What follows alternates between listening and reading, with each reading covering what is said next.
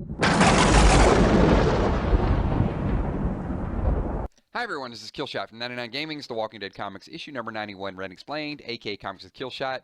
Yes, we are back on the Walking Dead bandwagon. We're moving in to Volume 16, A Larger World. I'm going to catch up really quickly with Volume 15. A lot of stuff went down. So at the beginning of it, Rick actually spared Nicholas' life. Then Nicholas came back to Rick and said, I got a family. Thanks for everything you're doing. Rick and Carl once again trying to get over a little bit of the tragedy. And the show ended with Andrea leaning over and starting the make-out session with Rick. So we started into a brand new relationship. So here we go. Thanks to everyone for being patient. And leave in the comments below, how many of you are just waiting for Negan to show up in a few more episodes? I know I've gotten a few comments with that. So we will have Negan right around the corner. Here we go. Eric, look out! Ah, crap! Grah! Fuck! You okay? Keep your eyes open, people. We're officially not alone here. Blam! Ah! Sorry, Aaron. He was just so close. I had a clear shot, and... Hey, no. Thanks, man. That was close. A few weeks inside the walls, and we can't even watch our own backs. How pathetic are we? Is everyone okay? We're fine. Everyone's fine. Well, I'd still say we've worn out our welcome here. I think we've got a pretty nice haul. Good enough to earn us a trip back, right? And you were right, Glenn. Coming out here, being with you, seeing how it's done, it's helped. I feel better about things. Safer, which is odd, I know. But this trip has really put everything into perspective.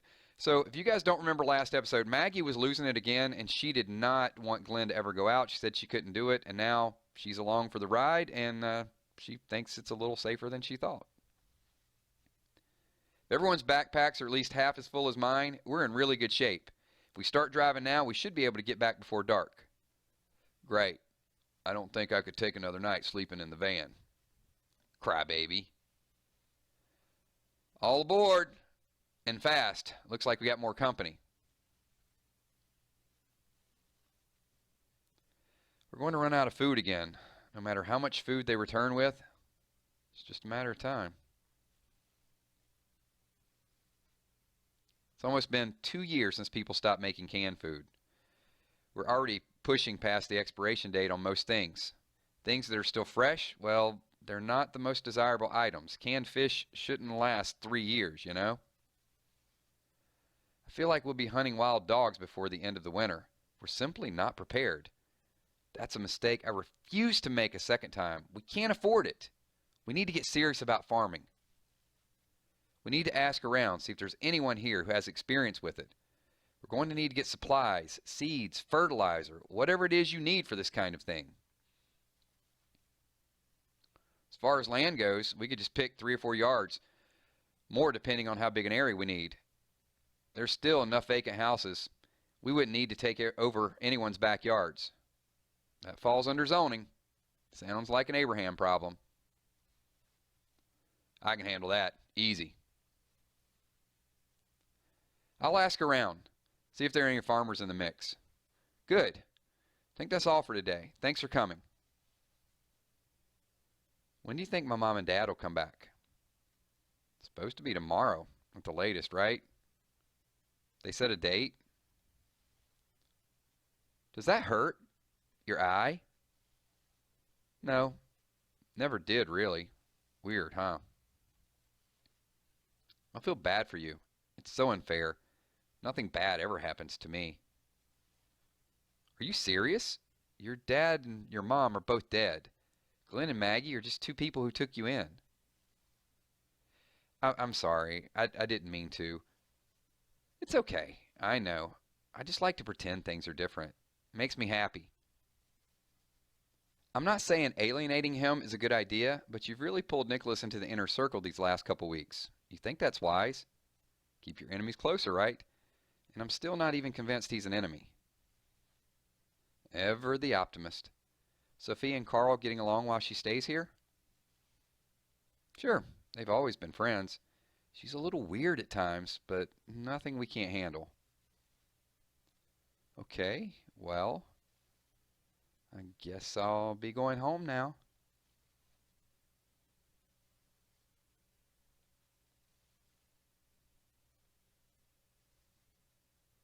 I see you stop wearing Dale's hat. Don't. Don't try to drive me away. It's too unlike you. You have to know this could never work. Bull! You and I, more than any other couple here, have a chance of making it work. After all we've lived through together, all we've lost, I can't think of two people as uniquely compatible as the two of us. We know this world. We know how to survive. And no. Just no. Okay? I care about you. And almost everyone I've cared about up until now has died. I don't want you to die. How'd the meeting go? Good. Rick's really good at bossing everyone around. No comment. Oh, stop it. Still, each day that passes with that group outside makes me uneasy. I worry they're not all going to come back, or none of them will. Rick's idea to send out larger groups or on longer trip makes sense, but I just hope he's right. Come on, you can't stand here all day. There's work to be done.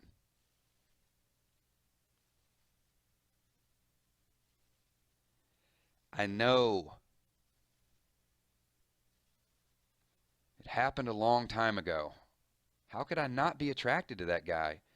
He was always in control, always knew the right thing to do. He was always saving us. I felt this way for a while. Even before you.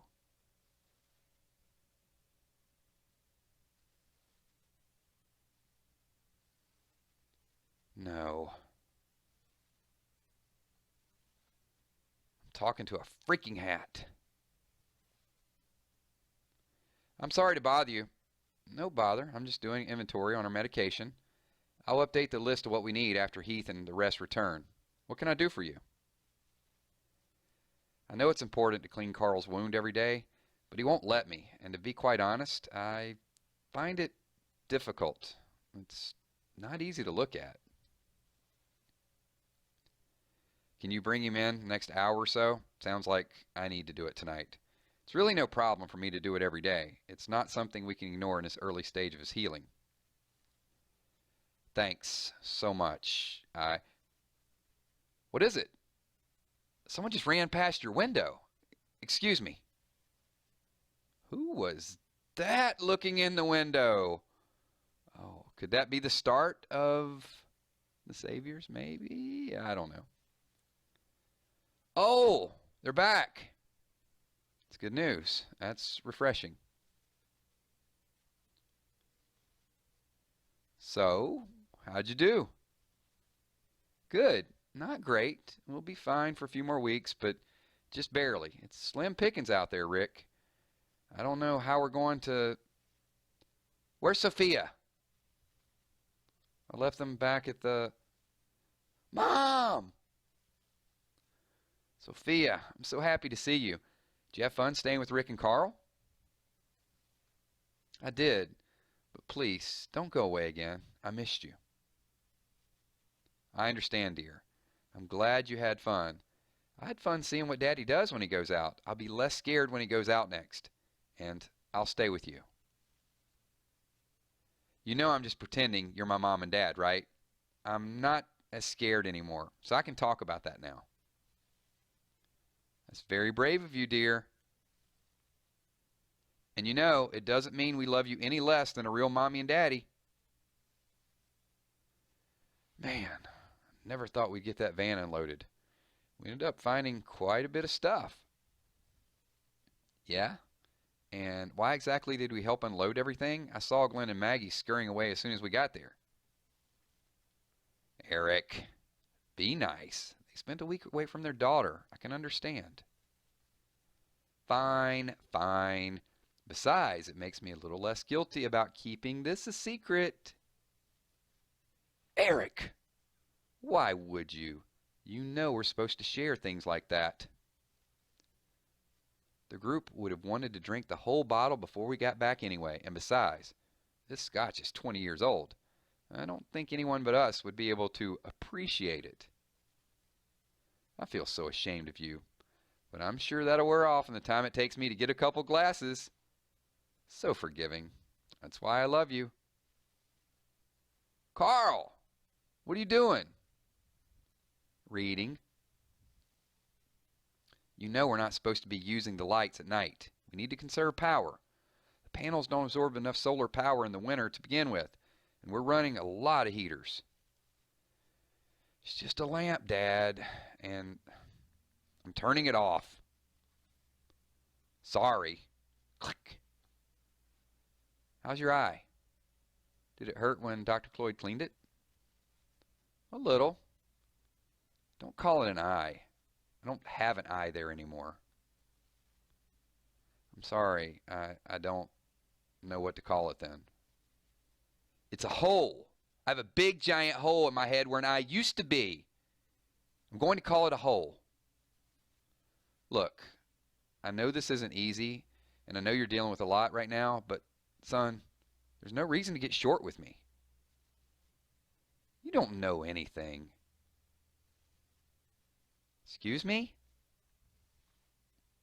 You don't know how this feels. You don't know what it's like to see your face in the mirror and think it's gross. You don't know how hard it is to read with one eye. You don't know anything about my problem. You don't know anything about what's happened to me. You're right, son. You're right. I'm sorry.